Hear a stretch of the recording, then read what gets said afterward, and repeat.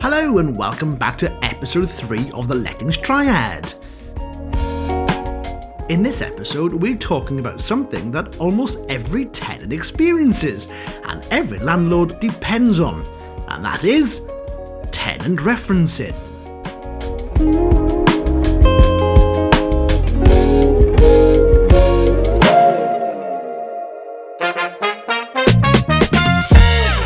Now, if you've ever rented a property, you should know the process by now. Plenty of forms to fill in, credit checks, employment verification, and bank statements. At times it can feel like you're applying for a mortgage rather than simply trying to rent somewhere to live. But from a landlord's perspective, referencing is something very different. It's risk management. And in many ways, it's treated as the holy grail of deciding who gets the keys to a property.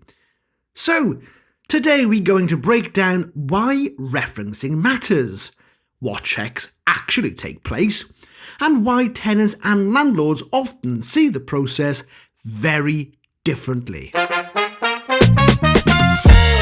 So, why does referencing exist? Well, renting a home can already feel stressful. Add referencing into the mix and it becomes another hurdle in the journey.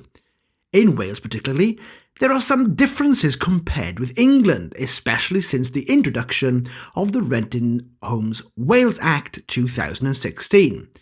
But the basic principle is the same.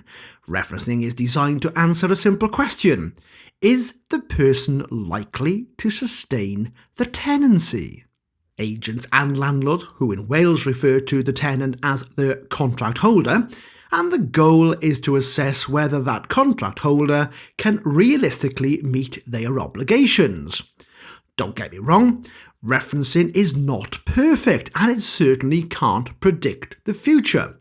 But when landlords are handing over properties worth hundreds of thousands of pounds, it's one of the very few tools available to reduce uncertainty.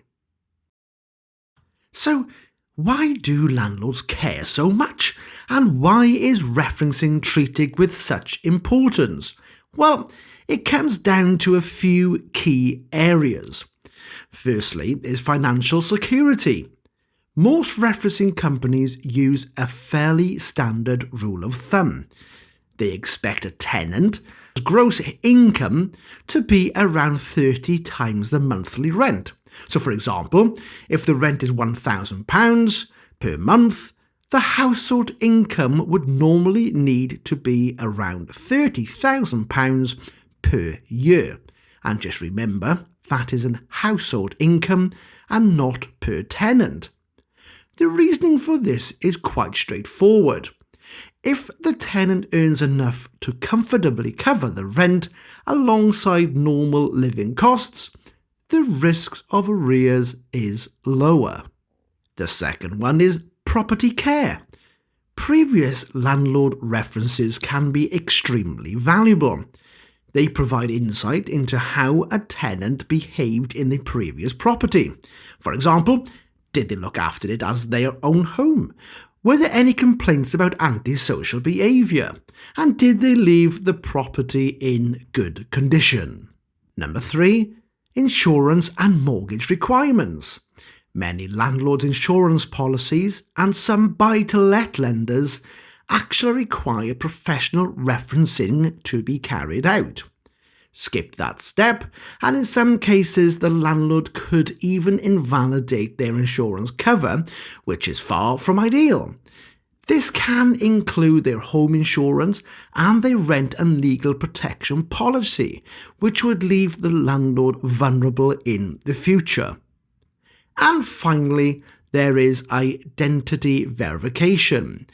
Referencing helps confirm that the person applying for the tenancy is who they say they are.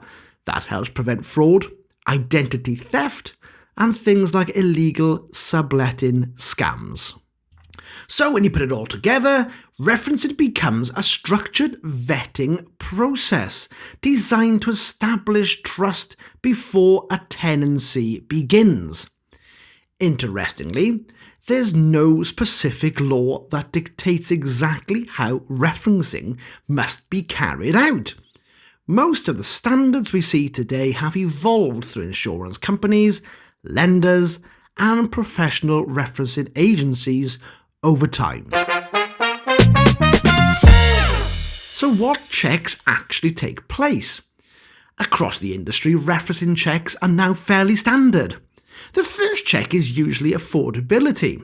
As we mentioned earlier, many agencies and referencing companies apply the 30 times the rent rule.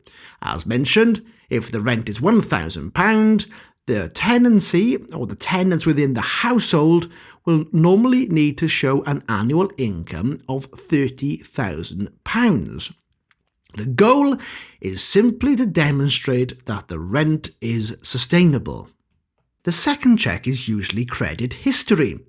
A credit search looks for things like county court judgments, bankruptcies, or significant unpaid debts. These indicators help build a picture of someone's financial behaviour over time. If you've had bad credit, or if you've had a CCJ or got one, it's always better to be honest during the checks and not try to hide it or hope it doesn't get picked up. The next stage is employment verification.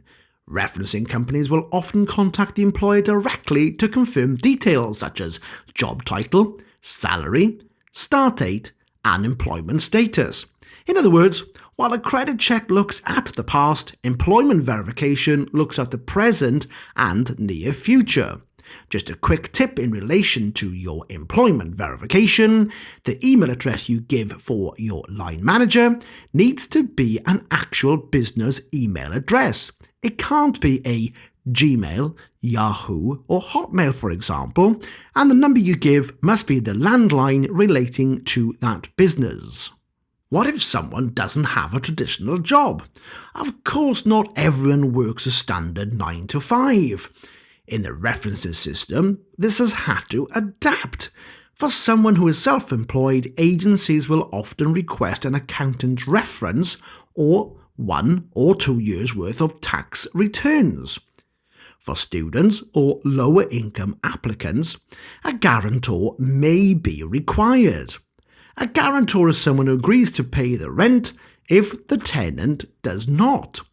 Typically, guarantors will need to earn a little bit more than tenants during the referencing stage, and this is roughly 36 times the monthly rent. For a retired applicant, income can normally be verified through pension statements or proof of savings. Despite how common referencing has become, it isn't without its criticisms. One of the most common arguments is that referencing only provides a snapshot of someone's life at a single moment in time.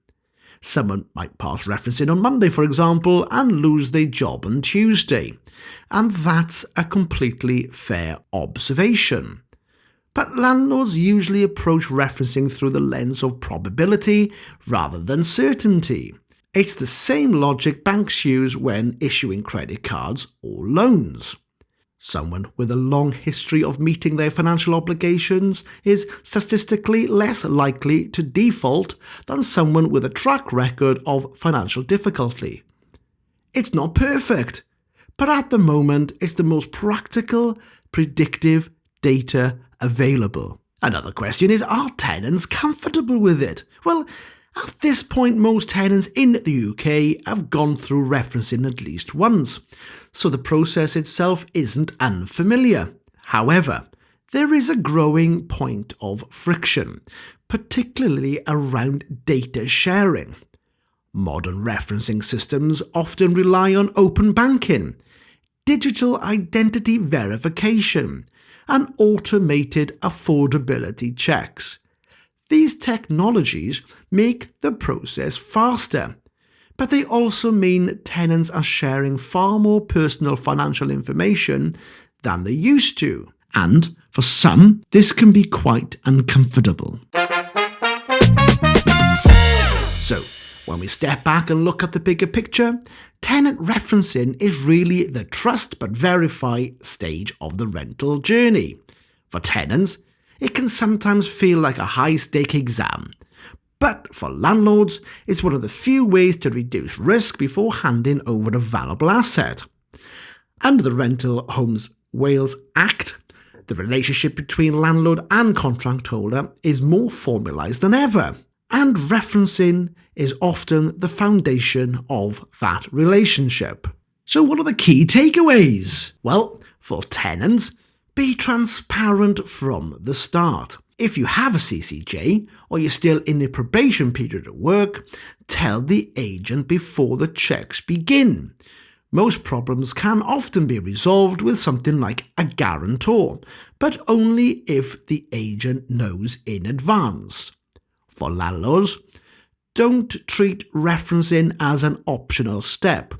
Professional landlords are expected to carry out proper due diligence, and referencing remains one of the most important ways to protect yourself from future financial or legal problems.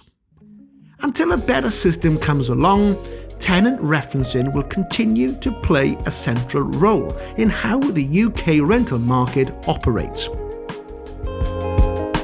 I hope you found this episode useful, so thanks for listening to the Lettings Triad, and until next time, cheerio!